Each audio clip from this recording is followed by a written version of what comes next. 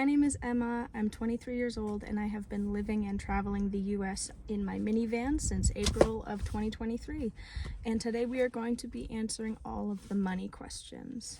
If you are watching this, I assume that you are also a connoisseur of other, like van life, nomad life content.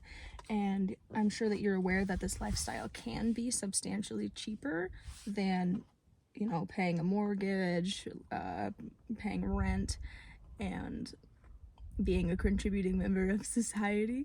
But those questions still deserve to be asked, so I am going to give my answers today. The main questions that I am asked are: how much money do you spend in a month? How much does YouTube pay you?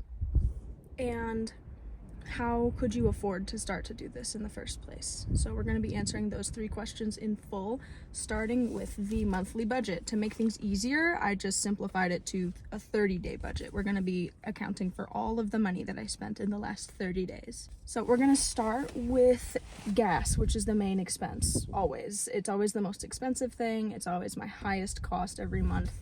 I spent $330.96 on gas last month. The next most expensive ordeal for me is always groceries. I spent $139.83 on groceries in the last 30 days. Now we're going to be going over bills and monthly expenses. So my only bills right now are my car insurance and my phone bill, which are $90 and $45 respectively. I also have a gym membership, which I pay $50 for per month. And in terms of like subscriptions and memberships for my editing app that I use for making and editing videos on my phone, that's a monthly cost of $4.28. And I do support a Patreon account known as Kate Paints.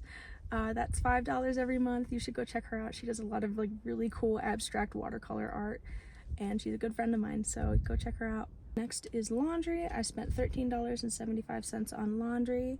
Now moving on to miscellaneous items. Okay, here's the thing. Ice and coffee. I always get ice and coffee at gas stations, and they always cost about the same, and I can't tell which is which, so we're gonna lump them together. I spent $17.80 on ice and coffee out of the last 30 days, so I wish I could tell you exactly how much I spent on coffee and how much I spent on ice, but I cannot. I'm sorry. I spent $5 on parking. I wanted to park at Smoky Mountain National Park in Tennessee, and I just paid the $5 parking fee. I didn't pay to park anywhere else. I don't pay for campsites. Souvenirs, I spent $3.35 on this patch that's currently sitting on my steering wheel. So yeah, that's my souvenir. I spent $18.88 on ready-made meals. I think I got a Dunkin' coffee and a bagel that was $7.50. I think I got a McChicken in there, which is going towards that cost. I don't normally eat out, but when I do, I try to get the cheapest things I possibly can.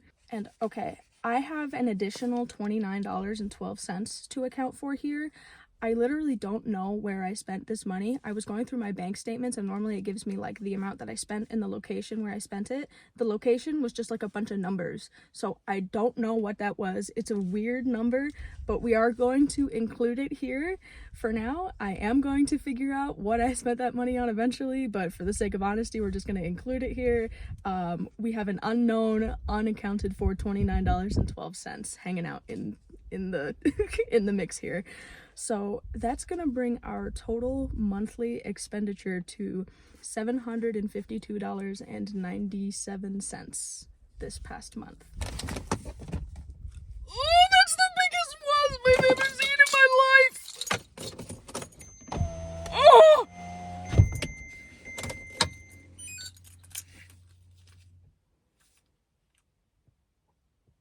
I'm scared to open the window again. I'm gonna start sweating soon, and I can't take this hat off because my hair sucks. It's like, I don't know. I'm gonna have to open the window again.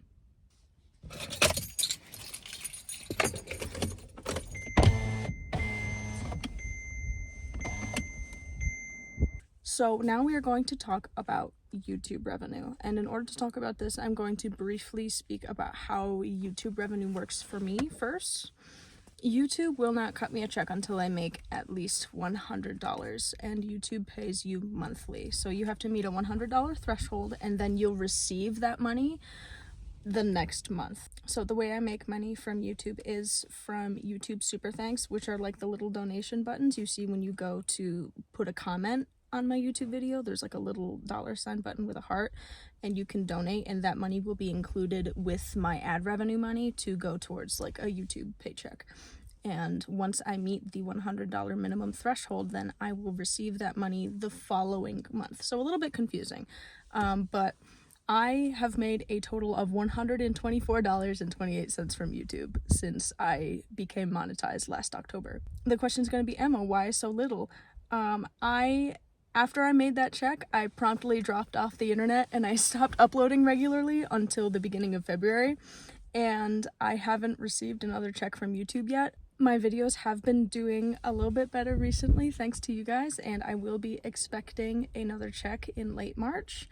And I will be expecting another check in April because I have met the minimum payment threshold for an April paycheck as well. So that will be fun to look forward to. I have also received direct donations to my PayPal account to the tune of $395 since I've had the PayPal account open. So that's been since last October as well. There have been some very generous people watching my YouTube channel, and I thank you. So even so, YouTube money is clearly not covering my monthly expenses. So now we're going to talk about my savings because I am primarily living off of my savings. So we're going to talk about how I accrued the savings to be able to start this journey in the first place. I want to speak about this from a privilege-informed perspective. The money in my savings account is all of my own money that I worked hard for, but working hard isn't enough for most Americans today. Most Americans can't afford a $400 emergency. Hey, so I was editing and I just wanted to fact check this really quick. In 2022, a survey was done by the Federal Reserve that said that 63% of Americans could come up with $400 on a whim, but that leaves 37% of Americans unable to come up with $400 without selling something or borrowing money. So I just wanted to clarify that here. While it is all of my money that I worked hard for, the circumstances that have lined up for me to be able to work hard and develop that savings were certainly advantageous, and I will talk about them now. I graduated high school in 2018 and I went directly to community college for nursing. I don't know if you know this about community college nursing programs, but they're hard to get into because they're cheap. And I was living with my mom at the time. My mom and my brother and I were all living in an apartment. And I think the reason I got into this nursing program is because my mom was housing me and I only had to work part-time. So I had the extra time and the extra energy to be able to, get good grades and get into this program. I spent 3 years there. The first year was on prerequisites, and I graduated 2 years later in 2021, and I went immediately to work full-time at the hospital. I graduated debt-free. My parents paid for most of my college. I was working part-time and I paid for what I could, but my parents did pitch in for most of my college, so I was able to graduate debt-free. Wild, crazy. I am very lucky and blessed. And around the time that I graduated, my dad invited my mom and my brother and I to live with him. He owned a 2-family and his tenants had left.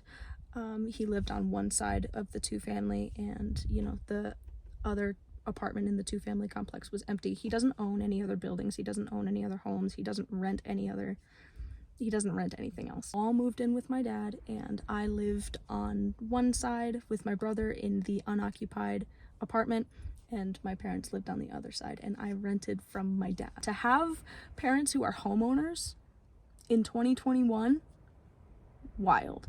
And to be able to rent from your dad in 2021, also wild. I rented from my dad for $750 a month, and I worked full-time at the hospital, and when I got home, I was too tired to do anything and too traumatized, frankly, and so I didn't really do a whole lot of extravagant stuff. I never really had the inclination to put a whole lot of effort into saving for my retirement, and I didn't really want to put a whole bunch of money towards a house because the housing market is terrible right now, and the economy is bad, and there's a very high chance that I will not be able to own a home or retire. So I wanted to take my money and do what I wanted with it. So I chose to take it and live and travel in my car. So working full-time in a hospital as a nurse, having cheap rent and no debt and no spouse and no dependents afforded me an excess of savings that I didn't want to put it towards retirement or a house. Most people who are living in a car like this are not doing it out of choice. Most people who are living in a car like this are doing it out of necessity, and I appreciate how privileged I have been to be able to choose to live like this. I am lucky enough to not have to pick up a job right now. My savings will run out before the end of the year if I don't continue to make better money from YouTube. I'll have to get a real job, God forbid, you know. Just because I had substantial savings built up before I left doesn't mean that you have to have substantial savings built up to be able to do this. I know that I'm not in a position to talk about it, so I won't go too far into it. Also, another thing that has been very conducive to me living this lifestyle is I am healthy. I don't have any prescriptions that I need to pay for. I don't need to call my doctor every 3 weeks and be like, hey, can you route my prescriptions to this different pharmacy? And then they'll be like, yeah. And then like you go to pick up the prescription and they'll be like, we don't have it. Like, I don't have to play any of those games, and I don't have to pay $1 million for thyroid medication. I don't have to pay $1 million for insulin every month. That's basically rent in the American healthcare system. I don't have to pay $1 million for EpiPens every couple of years when they expire. I don't have to pay for colostomy supplies. I don't have to pay for wound dressings. I don't have to pay for compression socks, and you know, I don't have to pay to see specialists every few weeks. Like, I'm lucky, and I am so grateful and blessed to be able to do this with my life right now. And I don't have any medical debt. I'm just so glad to be able to do this while I'm young and healthy, because if I had to deal with any of that, I'd be done. I'd just prostrate me on the ground. Like, I'm done. Like, I would give up immediately. So I see people on YouTube that are out here with like cancer histories and with like joint problems and, you know, just taking care of themselves. And I see people online that are doing that, and I'm like, wow, y'all are crazy, and I love you, and I don't know how you do it, because I would be done immediately. So hats off to those people. But anyway, I just wanted to come on here and bare my soul to you and give you the real reasons I'm able to come out here and do this. If you have any further questions, please feel free to put them in the comments below. I will get to them as soon as I can. Please be kind in the comments. Otherwise, thank you very much for watching. Please take care, stay safe, and I will see you on the next one. Bye-bye.